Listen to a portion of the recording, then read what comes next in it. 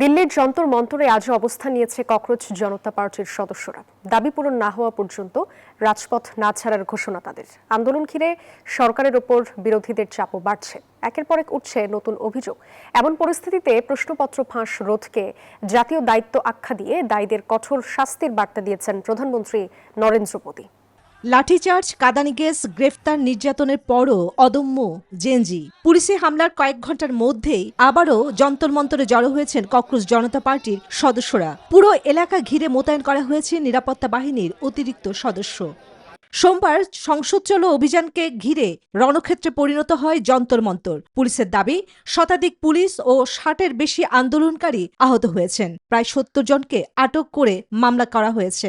সব মশার বিরুদ্ধে সুরক্ষা দিতে এলো বসুন্ধরা এক্সট্রিম অ্যারোসল। মশার বিরুদ্ধে এক্সট্রিম সুরক্ষা। আন্দোলনকারীদের অভিযোগ, পুলিশি হামলায় আহত হয়েছেন বহু শিক্ষার্থী।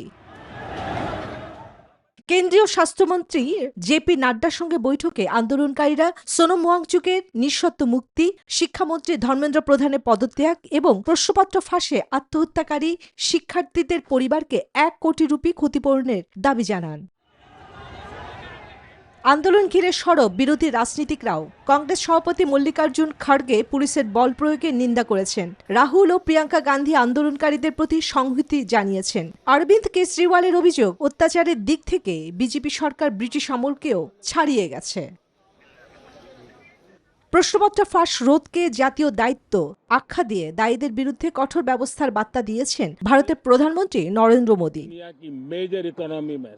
চন্দ্রানী চন্দ্রা, নিউজ 24।